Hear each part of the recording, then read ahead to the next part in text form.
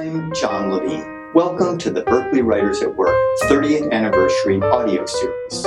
Berkeley Writers at Work launched in 1997 as a forum for campus writers to discuss their writing process. Since then, we have interviewed dozens of faculty writers from the departments of history, psychology, public policy, ethnic studies, and mathematics, just to name a few, to talk about how, where, and when they write. In celebration of UC Berkeley's college writing program's 30th anniversary, we are looking inward, turning the microphone towards our own writers, the vastly talented CWP lecturers, many of whom are successful writers in their own right. For more information about Berkeley Writers at Work, be sure to visit our website at writing.berkeley.edu. In this episode, the conversation begins with CWP director Maggie Sokolik reading a piece of her flash fiction inspired by a trip she took to India. Lecturer Michelle Baptiste then asks Maggie about how travel and studying anthropology influences her writing, which leads into their talking about reading widely, from academic journals to YA lit to romance novels. Hi, I'm Michelle Baptiste, a continuing lecturer in college writing programs with an applied linguistics background, and I'm honored to be interviewing Maggie Sokolik today, our program director in college writing programs.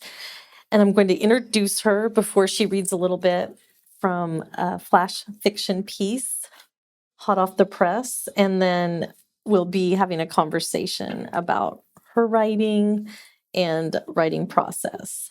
Maggie has been at UC Berkeley since 1992. Before that, she was at, Texas A&M, MIT, had a stint in Paris, and studied at UCLA and Reed College in Oregon. Since she's been at Berkeley for more than 30 years, she has taught in college writing programs and also worked in the graduate division in the GSI Teaching and Resource Center, as well as directed in the College of Engineering, the Technical Communications program. And currently, she is the director of college writing programs, as I stated. So I'm just going to turn it over to her to read aloud to us. Thanks, Michelle. This is a short flash fiction piece that's going to be appearing any day, actually, in a book called A Cluster of Lights, Then and Now, 52 Writers Around the World. It's from an Australian press, and it's called Brown Paper. The manager complains that the closet shelves are lined with newspaper. She's instructed the front desk clerk to affix proper paper to each of the empty shelves. Bharadwaj stands with his back to me, scraping off the yellowed pages of the Ganashakti. He then begins measuring, cutting, and gluing brown paper from a long roll. He sings in Bengali. The manager enters to inspect his work. After a short discussion, he says, "Yes, madam," removes the paper from the bottom shelf, remeasures, recuts, and reglues. The telephone is a mere prop on the desk. It is not connected to a wire, the wall, or the outside world. The small hard cots are covered in graying sheets, naked of blankets. A trail of ants creeps along the grout in the shower, going from nowhere to nowhere. The little red fridge humming in the corner is empty, except for one Kingfisher beer, supplied by Bharadwaj. "Americans like beer, right?" he asks. "It's not acceptable for a woman to buy beer." He proffers it in a brown paper bag. The window stands open in hopes of a breeze, but diesel fumes and dust drift in instead. I think I hear a monkey, but Bharadwaj says it's just an ordinary bird. I want to hear monkeys. The shelves are completed. I run my hands over the clean, dry surface of the fresh paper. "Beautiful," I whisper.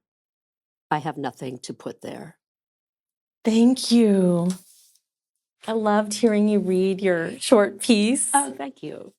Oh, I have a lot of questions about it, and it was nice to have read it a couple times myself silently and then to hear you read it aloud, because it helped me see which images stood out to me the most, because I was able to just focus on visualizing instead of reading myself. How did you get the idea for this piece? I actually got the idea from a trip to India. Of course, it's highly fictionalized. None of that actually happened, except for the fact that I did have a rather little room in a faculty guest house that I was staying in. And it did actually have a phone that was not connected to anything, which I found extremely amusing, especially since I had HBO, but not a working telephone. But it was a lovely trip to India, and I don't want to make this sound in any way, to put down this experience. It was a wonderful experience with amazing, generous people, but accommodations were basic. Yeah, actually, I was going to ask you about the phone and if you'd seen a phone like that. So you answered that question. And I even feel like that, having just come from the TESOL convention in Portland, Oregon, seeing that phone in the hotel room almost feels anachronistic. It's very anachronistic. And I didn't realize probably at the time when I was in India how anachronistic it was going to become. Maybe they were a bit ahead of their time and that, a telephone is a mere decoration these days. So. Okay, then the other two, I think, images that stood out to me the most, like in my mind, the visuals were the newspaper and curiosity about that newspaper and the ants. I will say the ants actually come from the Bay Area experience. My home in the East Bay is, it is a constant battle with ants, and I kind of refuse to go the poison route. So it's more the deter them with cinnamon or, try to do all the things.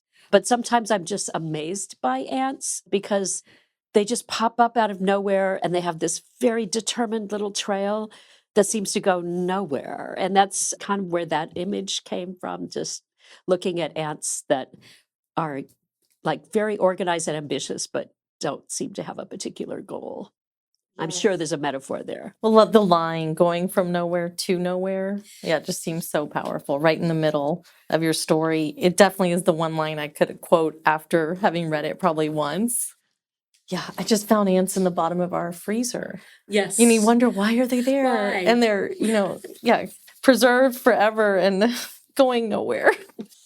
What about the newspaper? I'm curious, did you see newspapers that when you were in India that kind of stuck in your mind, or did that image come from another memory? I think that memory actually came from my grandmother's house, because I do remember the closets having newspapers on the shelves in the closet. So the place I stayed in India did not have newspapers on the shelves, but that was just an image of, this kind of, again, very basic, making do with what you have kind of thing that I found definitely the case in India, but also the way I grew up. So. Okay, yeah, I like that line, making do with what you have. It almost sounds like a writing philosophy. What about the gender kind of implications that come up? I was curious about that. It's not acceptable for a woman to buy beer. And then I was a little bit curious at the end about what happened with the beer. It's left a little open. Yeah, that did actually come from my experience in India, where it was actually graduate students, not someone from the place I was staying, who brought me beer every day and said it was that people in public looked askance if a single woman was out buying alcohol. So they brought me a beer.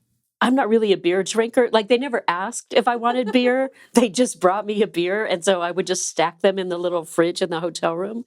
So yeah, that's kind of where that whole thing came from. The image and tension I was trying to develop there was this tension of economy, but also mystery. Why is this person there? What is she doing there? And then I wanted to end it with this idea that, this wasn't a wealthy woman there observing things, but someone who was similarly kind of without means. But this system that still treats guests as if they're very special, regardless of what the accommodations may be like or what the background of the guest may be. So. Yeah, I definitely had the feeling of minimalism as it ended. I have nothing to put there. And it's interesting because we already have the words nowhere repeated twice, which already gave us, I guess, a preparation for nothing almost. Right, exactly. These shelves that are being so carefully crafted, but nothing on them. Yeah, I think I'll ask you a few broader questions now and then go back to the nitty-gritty writing process. Because I know you talked about traveling to India and that was an inspiration for this flash fiction, even though your experience there in many ways was very different. A few of the images stayed with you from that trip and also, from throughout your life. I know you've also traveled quite a bit, just in your studies, in your personal life, and also working for the State Department. In what way would you say just the diverse geographical locations you've gotten to visit have influenced you as a writer? Well, I think one of the main ways that this kind of influences my writing is just this amazing, diverse set of scenes that are, kind of available to my memory at any time. I mean, I have some really distinct memories, for example, of like being on the train in Japan and just kind of having one of those moments of looking out over these fields and things and just like, this is amazing. Like, it's amazing to be able to see the world that looks so different and is experienced so differently. And one of the things I like about doing State Department posts is that one of the expectations is that you're not going in as a kind of like wealthier American. You're expected to stay in accommodations that are similar to what the average person in that environment is staying in. You're not supposed to like get all dressed up. You're not supposed to stay in the nicest hotel. It's like, you're supposed to just really fit in as well as you're able, given, obviously you can't fit in completely. But I think those situations also have given me the opportunity to really speak to, quote unquote, average people. I mean, I think we're all average people, and, get a sense of what life is like. I'm often invited to people's homes for meals and things like that, which is a very different experience traveling than going as a tourist. I've grown to really dislike being a tourist as a result. As beautiful as some places are, walking around and looking at buildings and then trying to figure out where to eat is just really not that interesting. Oh, I couldn't agree with you more. And I didn't really know as much about the State Department in terms of its goals for the people they bring on the ground for the short stints. And I didn't know it overlaps so deeply with Peace Corps' mission. So such similar, mandates around. Yeah, I mean, to, try to fit in with the population there. That said, I mean, some of the strangest, most bizarre moments of not fitting in have occurred during State Department posts, including my first one where they put a bodyguard on me in Chile. Oh, And it's like, I fit in really well in Chile. In fact, I'm pretty much average height. I'm very short. A lot of the population there is short. I kind of blended right in, but nothing says, look at me, like a big guy in a double-breasted suit walking around carrying your briefcase. So anyway, yeah, I mean, there are moments.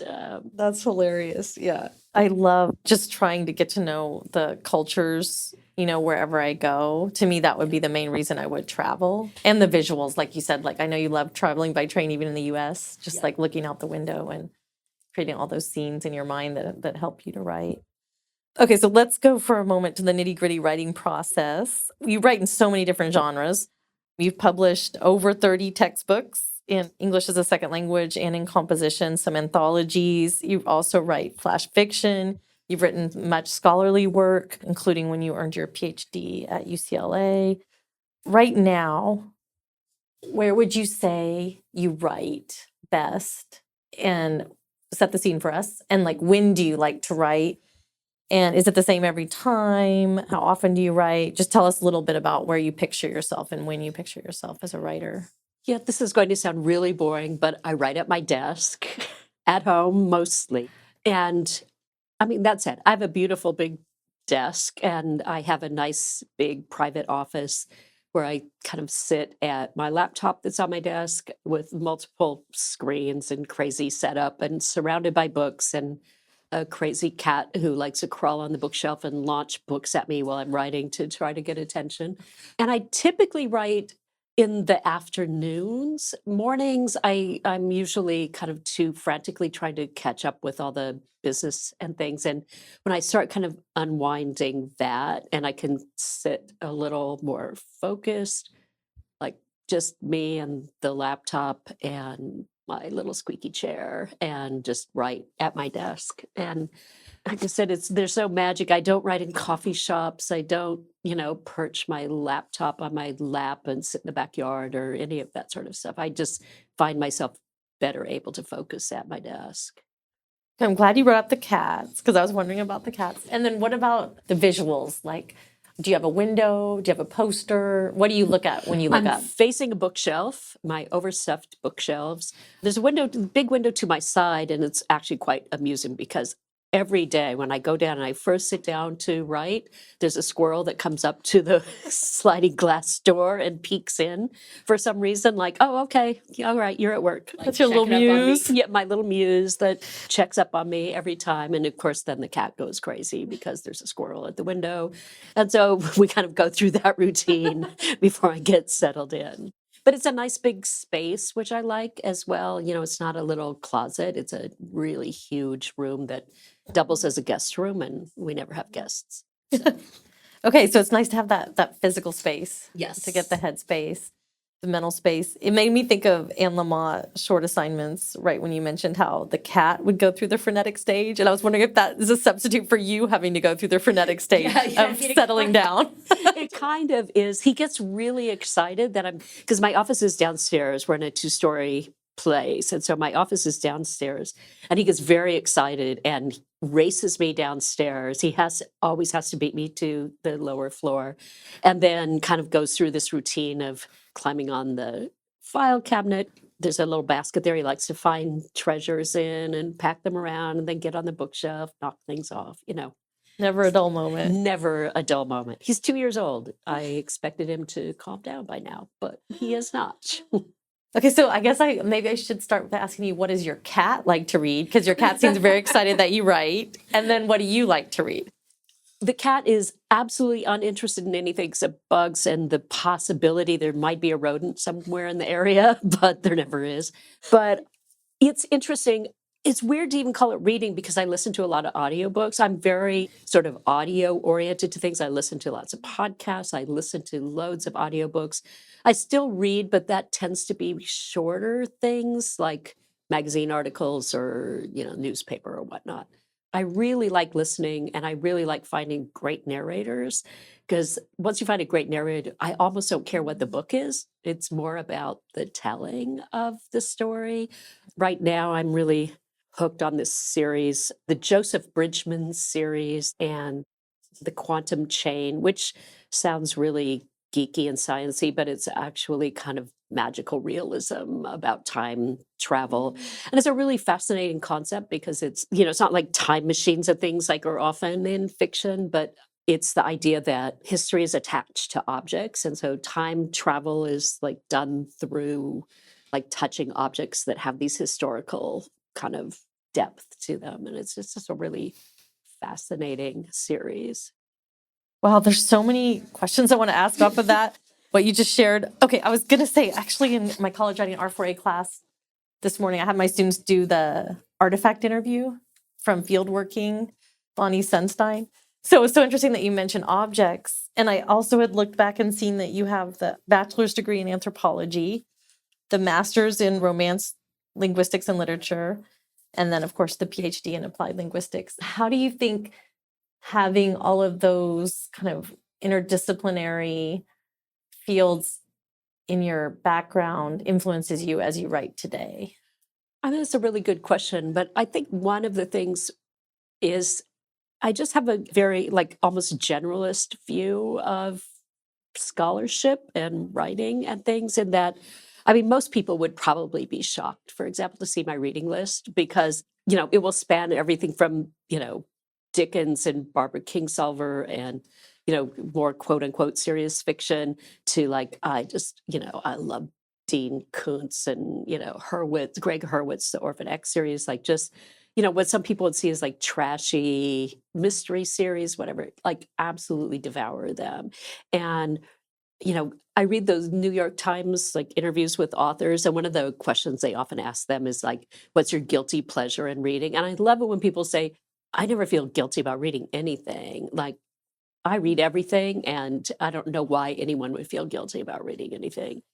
So, and I kind of feel the same way. Like, I'll read anything. Like, if it's a good story, don't care if it's a mystery, don't care if it's Dickens. So, all of that it's all the same. And I'm not sure I answered your question. That's great. You did. Yeah, because I was just kind of riffing off the anthropology connection I made with the objects. And you really brought it up by saying you're a generalist and like you don't limit yourself to writing in any genre and you don't limit yourself to reading in any specific genre.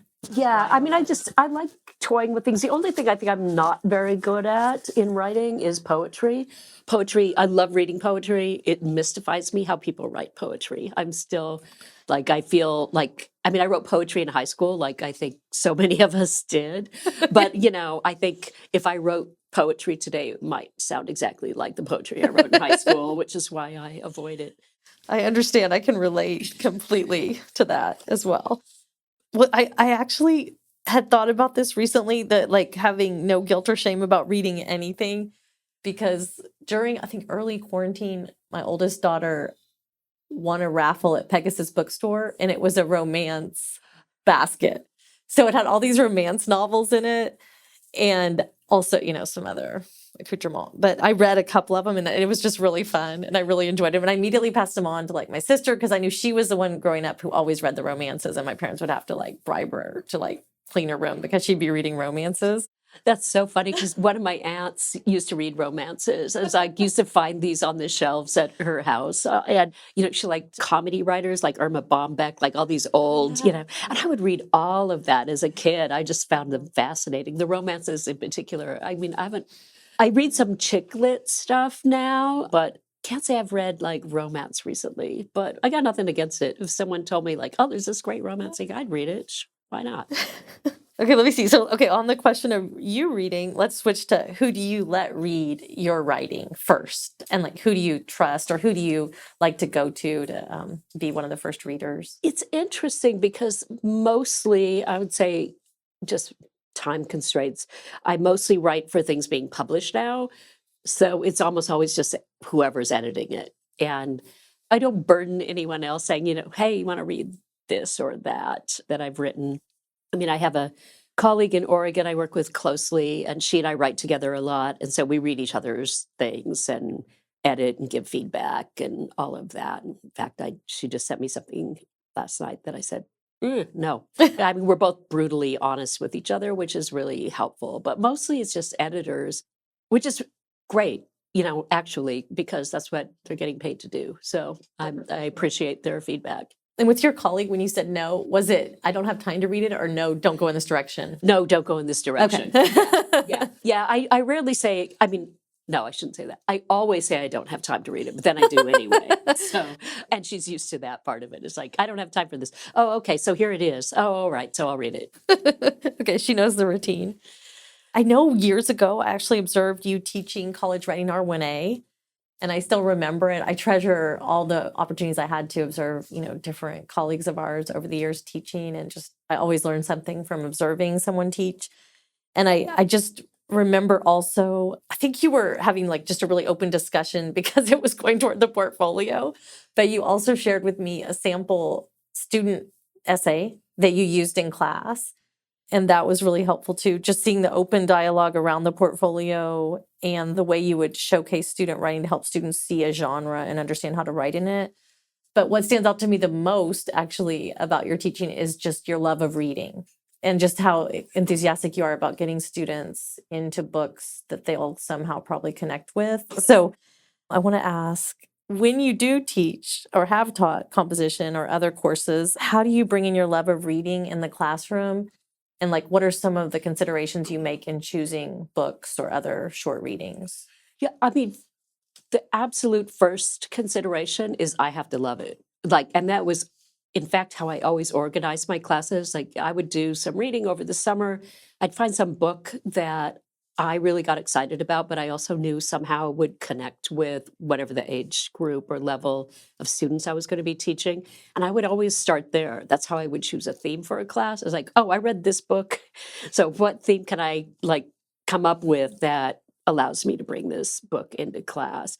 I also let them really, I like delving into a book from multiple perspectives. And I don't mean that just from reading. For example, one book I loved teaching in the past and that students really reacted strongly and really interestingly to was Into the Wild, the story of the young man who wanted to escape, real life and go off to Alaska and live on his own. And he ended up dying. And it was actually found out that he was poisoned from some of the plants he was eating that he didn't realize were poison. The popular narrative is that he starved to death from not knowing what he was doing, but in fact, that's not quite right. But, we read that book, we watched the film, we read accounts by his sister who had a slightly different take on what had happened, looked at newspaper reporting of, kind of this sort of biased narrative, I think, about his story that emerged in the newspaper and then its evolution over the years when they finally discovered, it was actually this one plant that was the problem. It was these things that looked like potatoes, but they were toxic. Rather than, this whole narrative of the city boy who goes off to Alaska and doesn't know how to feed himself, so he, starves to death, which is, a much catchier narrative for the media than city boy goes off to Alaska, does pretty well until he eats some toxic plants. So, but, students really reacted strongly to this idea. And I ended up creating a whole class around the idea of rebellion, that, this was one way of rebelling is to say, I'm going to go off into the woods. And, we could look back at Thoreau and there's so many examples of this that could be seen as acts of rebellion and how much it's actually part of the American narrative as well. And I think at one of the semesters I was teaching a section for non-native speakers of English for multilingual writing students, and how much they saw it as an American narrative in some ways, but also connections to, their own backgrounds and culture. So I loved teaching that book. But then I was also able to bring in books about the Chinese Cultural Revolution as acts of rebellion. And, so many of my students at the time had relatives who had, fled China because of the Cultural Revolution, and then asked them to go interview, their grandparents about the experience, because even though they knew about it, they'd never really talked to their family members sometimes about what happened. And, it was an amazing experience to read about, these interviews where the grandparents said, yeah, I was confined to, cleaning up pig pens. I'd been a physician and, all of the sorts of things that happened during the Cultural Revolution. So. Wow. Okay. Very inspiring. I love it. Yeah. I do remember seeing that film, Into the Wild. And I love the way that, you just described how rich our curriculum can be when we make all those connections and bring in just so many fields at once. Yeah. I also, I did a semester of, this was, I think, one of the crazier semesters I did, but it turned out really great. So I had read The Book Thief, which is a YA book, but I still thought it would be appropriate for first-year students. And we talked about the idea that it was classified as YA.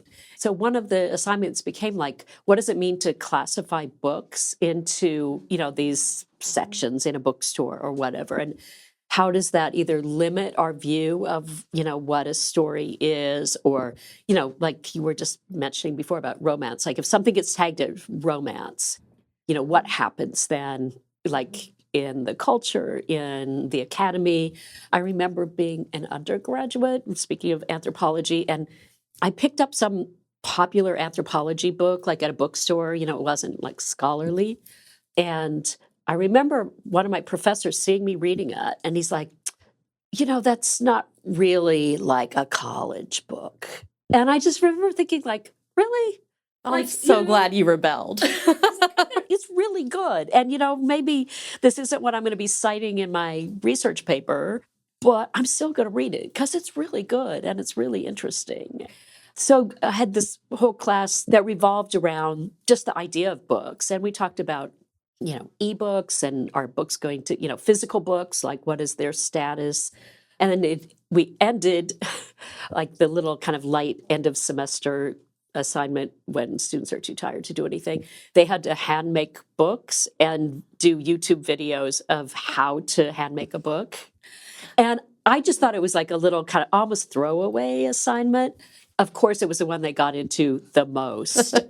They started buying all kinds of bookmaking equipment and sharing with each other all these awls and like screwdrivers and all these fancy things that they like collectively bought. And it was awesome. And like, so having nothing to do with composition, except they had a great time and thought about books. So, Yeah, that's so cool. Well, it's about the ways that we encounter writing.